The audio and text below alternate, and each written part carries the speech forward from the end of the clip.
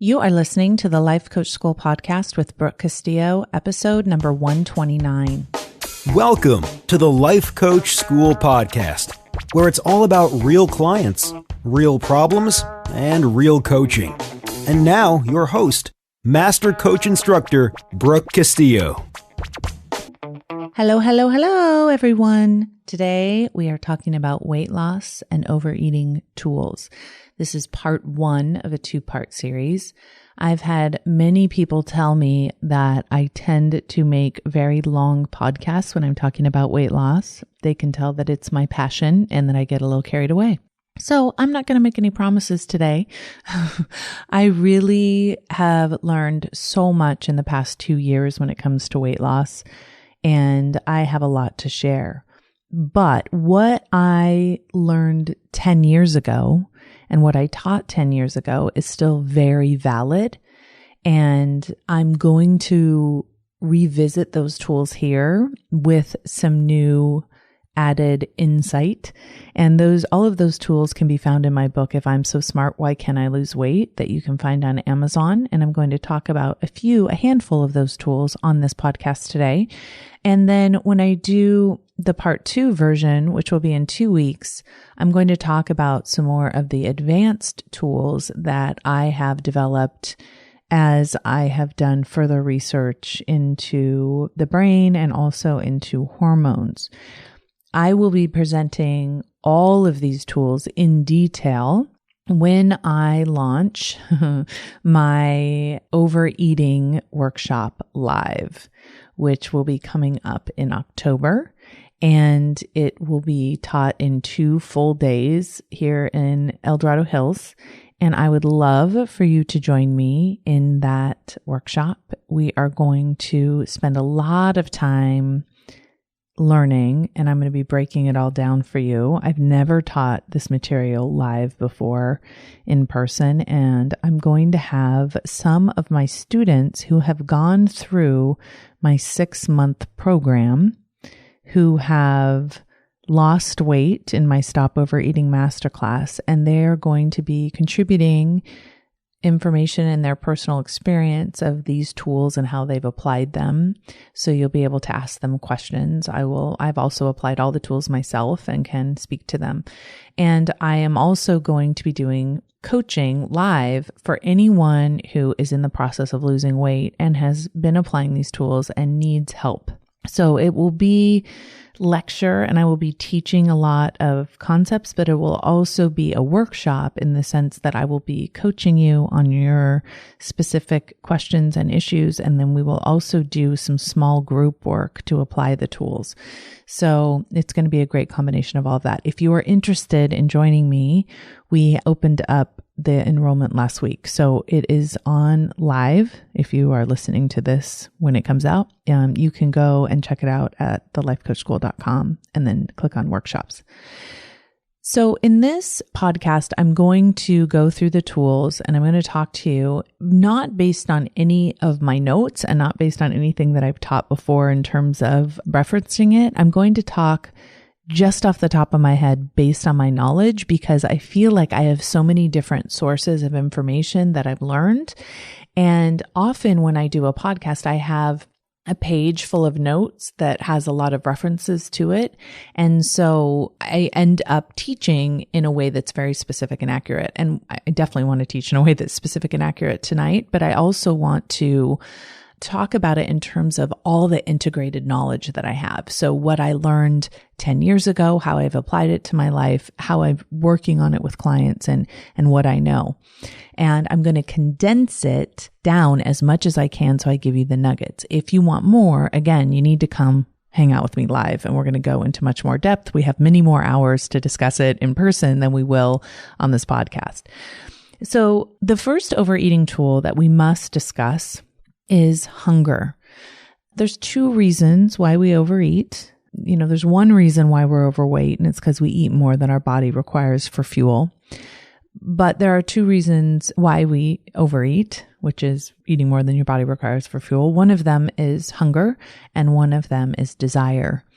So the goal ultimately is, and always has been, to eat only when your body is hungry. because your body has all the wisdom to let you know when it's time to fuel it.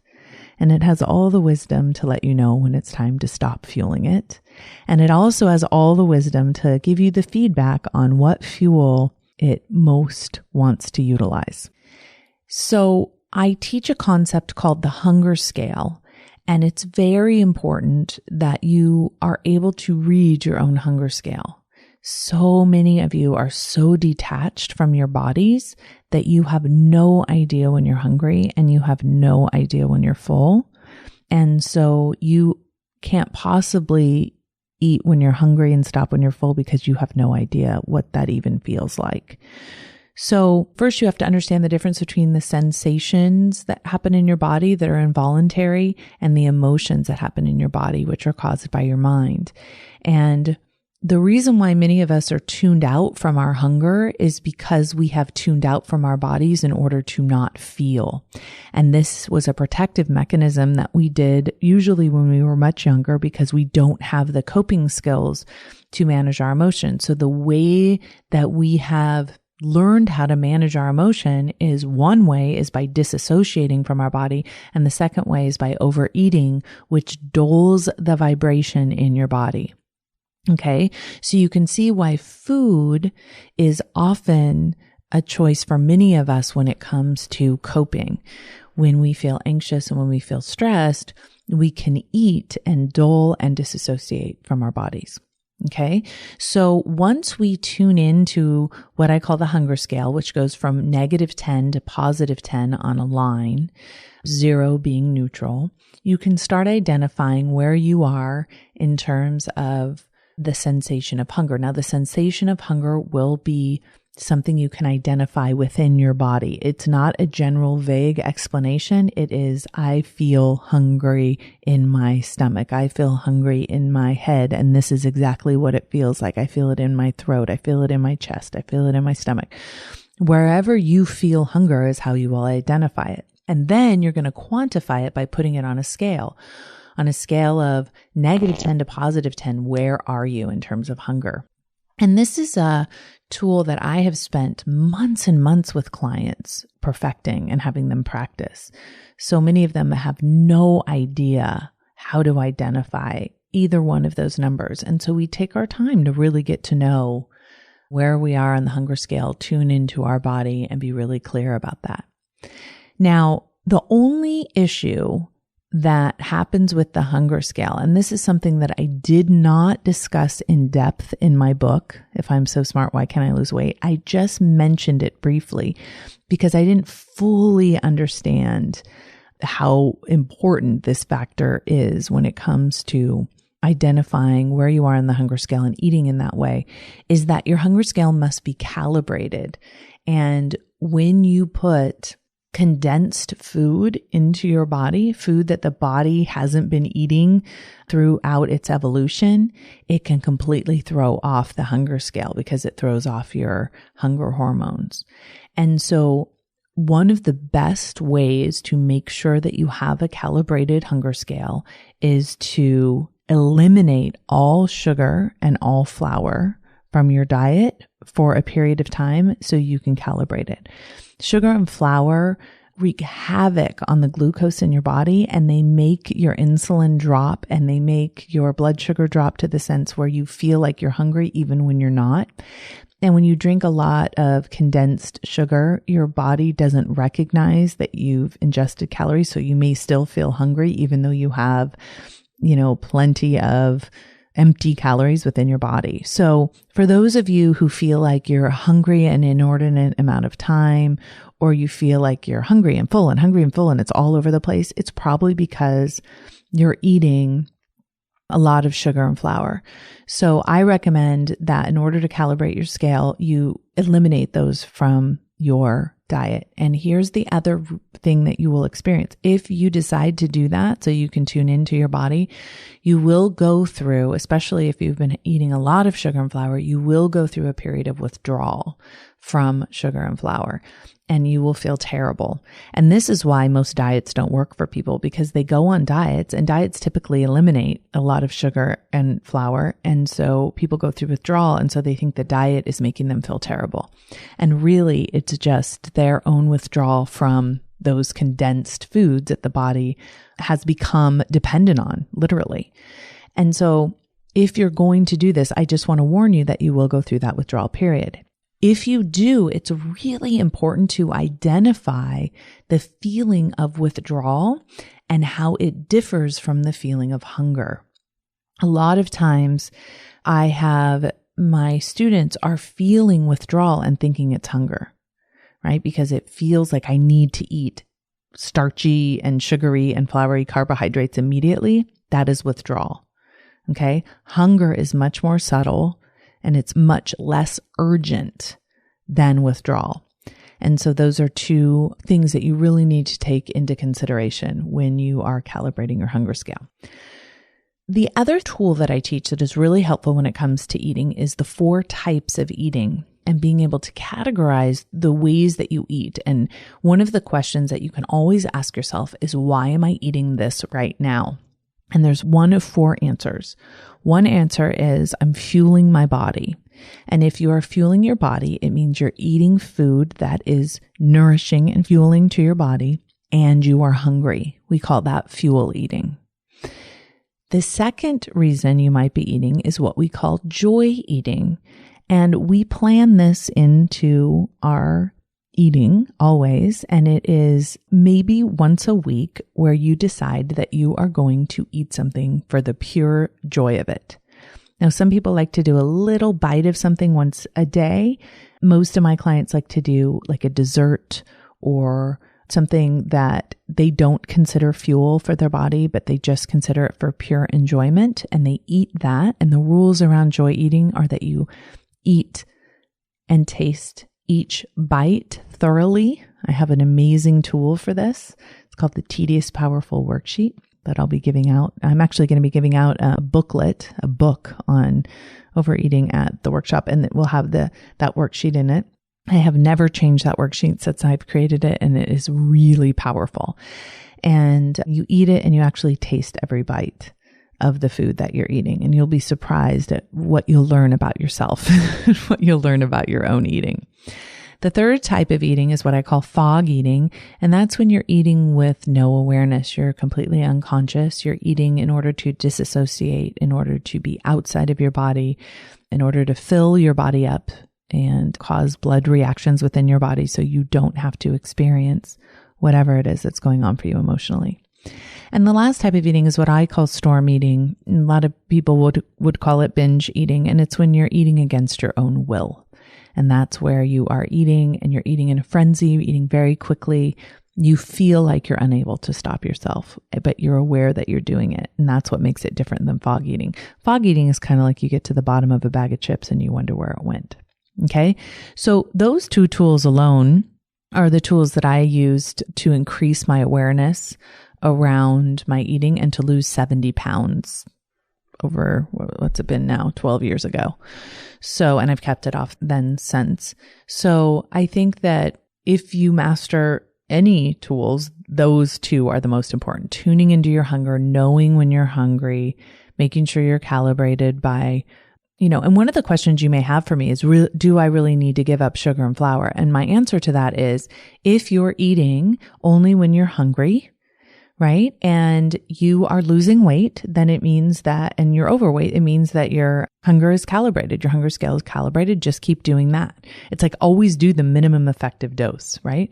If you're eating on the hunger scale consistently and honestly with yourself, and you know that you can identify true hunger versus withdrawal and versus any other emotion, and you're still not losing weight, then you probably need to recalibrate your hunger scale by taking out sugar and flour from your diet.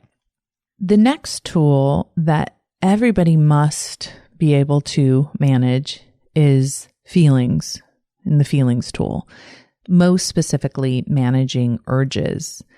And this is something I talked about briefly in If I'm So Smart, but I've developed this tool much more since I started working with my clients that overdrink.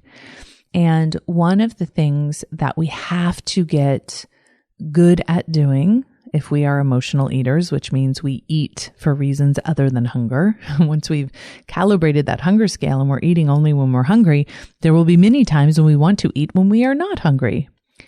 And that will be very disappointing if we're only eating when we're hungry because we're only nourishing our body with fuel. So then we're like, okay, I'm hungry. I want to eat sugar. I want to eat flour. I want to eat and I'm not hungry. Then what do I do with that urge?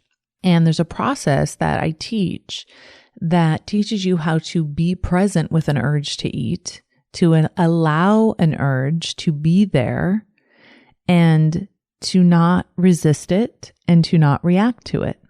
And this is a skill set that we develop and learn. Most of our programming right now is to give in to urges, to honor urges. Anytime we have a whim where we want to eat something, we just eat it immediately. And we have inadvertently created programming that rewards urges. So anytime we have an urge, we eat and then we get a reward, right? We get a physical reward in our brain, especially if we're eating sugar and flour. And one of the things that we need to learn is how to be present with an urge to eat and to not eat, to allow an urge to be there. So it doesn't create tension or resistance. It just is something that we can have in our body and have authority over. And I have a really awesome tool for how to do that and that I will give you at the event. The other thing that we have to learn how to do is how to process emotion. We have to establish coping mechanisms for our emotions that have nothing to do with food. If every time we feel a negative emotion we're eating, we are for sure going to be overweight.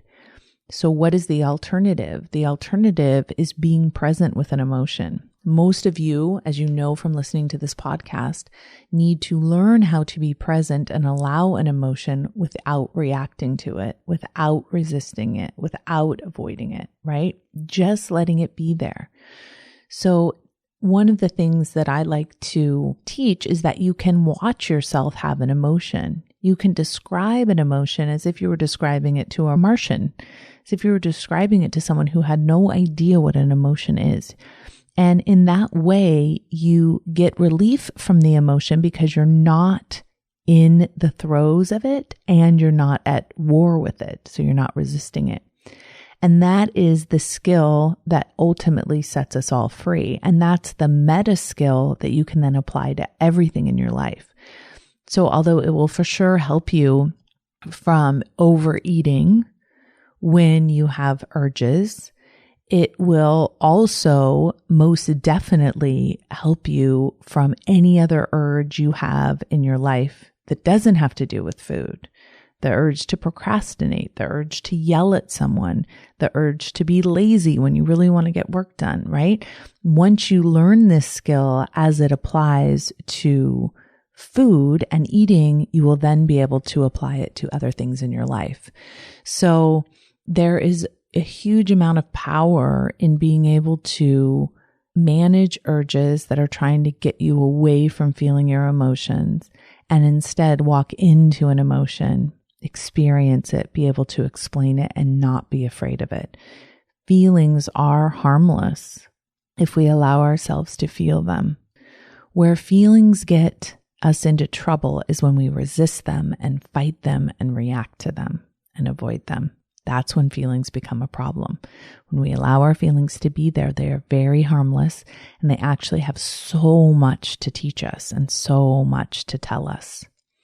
I talk a lot in my Stop Overeating class to my students about the idea that when you eat or drink instead of feel, you don't know how you experience the world. You don't even know if you like something. You don't even know if you want to do something because you are blocking access to the truth of how you feel by drinking or overeating. And so you may think people are great to be around because you're always overeating around them. You may think an event is amazing because you're always overeating around it. You may think your job is tolerable because you're always overeating through it. If you take away all of the overeating, what is left is what you need to pay attention to and learn from, because that's you telling you the truth about your life, right? And if you're miserable in your job, but you're staying in your job and overeating in order to stay there, you're missing out on the opportunity to be in enough pain that would drive you to take action and get something you like better. And I know that sounds crazy, but that's true. We dull our emotions and miss out on their lessons. The other exercise, or the other tool that I want to talk about, is exercise. And I use exercise not as a way to help my clients lose weight, because it's way too slow of a process and it's not as effective as any other tool there is in the world. All I've been doing in the past 2 years is researching the most effective weight loss tools in the world. And exercise is like at the bottom of the list. It's like 90% what you eat and 10% of how much you work out. It's a tool and it definitely can be applied, but most of my clients start with me when they are obese. And so we spend a lot of time talking about how we can use exercise to develop our meta skills. So we use exercise as a way to honor commitments to ourselves, as a way to set goals and follow through on them, as a way to feel our bodies and be present in our bodies in a way that we can actually enjoy and experience and start thinking about ourselves in a different way. I have a tool that I'll teach you. It's called the minimum baseline. And if you honor that minimum baseline every day, you start to think about yourself differently. The thing with exercise, especially if it's just a little amount of exercise, it's just as easy to do it as it is to not do it. And that's like so many things in our life. And so if we learn how to exercise for the sake of feeling good on a regular basis, then we can then take that skill and apply it to other things in our lives. And that's been really fun. And I have tools around exercise that you can then apply to other things in your life that you want to get done. Because most people want to exercise and they don't want to exercise, right? They want to exercise because they want to get the results that exercise provides, but they don't want to actually do the exercise. And it's the same with food, right? We want to eat healthy food, but we also don't want to eat healthy food. So when we learn how to manage our urges and honor our commitments, right, and follow through with ourselves, that's how we learn how to get the long-term results that we're looking for, instead of always settling for those short-term fixes that always have unintended consequences. So we don't even really get the pleasure that they offer, and we miss out on the pleasure of the long term. So one of the things that you have to think about is there is the pleasure of eating cupcakes, which is what we call an artificial pleasure. And it has an equal and opposite consequence. That's a bummer, right? We gain weight, we feel terrible, we don't honor our commitments to ourselves. But then there's the pleasure of losing weight. And that pleasure doesn't have a negative consequence to it, right? In fact, it has lots of positive consequences. We develop relationships with ourselves. We honor that commitment to ourselves. We manage ourselves. We feel empowered. We're in control. We can wear smaller clothes. We can feel thin and fit. We can go somewhere and buy, something in a normal size clothing store that we really enjoy. One of the things that I really enjoy about being at my ideal weight is my body, it's almost like it doesn't encumber me in any way. When I'm trying to get dressed, I don't have to wish it were different. When I'm going on a walk, it's there for me because it's not, when I bend over to tie my shoes, there's not a bunch of weight in the way for me. And that's another pleasure. So I feel like a lot of the pleasures of doing this work just keep giving to me. And all of the emotional work that I did in order to lose weight was really such a bonus and such the skills that I needed for every other area in my life. So we use exercise as a way to develop those skills and not as a way to try and lose weight by, running on a treadmill so we burn 200 calories. It's not an effective way to lose weight. The next tool that I talk about is self-care. And, a lot of people hear us talking about self-care and hear us thinking lotions and showers and hot tea and cuddles. And absolutely, that's part of self-care. And so many of us treat ourselves so terribly. We treat ourselves like trash cans and we wear old frumpy clothes and, never look at our bodies in the mirror and never say nice things to ourselves. So for sure, dressing ourselves in clothes that feel comfortable and that fit and that represent us in the world and putting lotion on our bodies and looking in the mirror is all part of self-care, pedicures, all of that. But more importantly, I think self-care is how we treat ourselves. We should treat ourselves better emotionally than we treat any other human being on the planet. Most of us don't even treat ourselves as kindly as we treat the person at the grocery checkout. We're kinder and politer to them than we are to ourselves. And so self-care is really about having a commitment to not beating ourselves up under any circumstance, to honoring our commitments to ourselves, to making plans for challenging situations, to having our own backs when we've committed to something, to being tender with ourselves when we're going through a difficult emotion, allowing ourselves to be still, not choosing to do things that are harmful to ourselves. That's all self-care. And taking the time to prioritize what's important to us, taking time to find out what we want. What do you really want? Do you know? And making that be important in our own lives is part of self-care. We're going to talk a lot more about that in the course, and we're going to do some exercises that will introduce you to yourself in a new way. This was something that I had a really difficult time doing when I first started unbuffering myself and I stopped shoving food down my own throat in order not to hear my own opinion. I was tentative to share my opinion with myself because I had been so cruel to myself. And when I started being gentle and curious and fascinated, I was actually quite delighted that I had opinions that served me. And the final tool that I like to discuss is future focus. So many people that want to lose weight are so buried in the past. They're always telling me that they can't weigh 130 pounds because they've never weighed 130 pounds before. And the last time they weighed 130 pounds, they were in 6th grade, or they've always tried to weigh that, but they couldn't.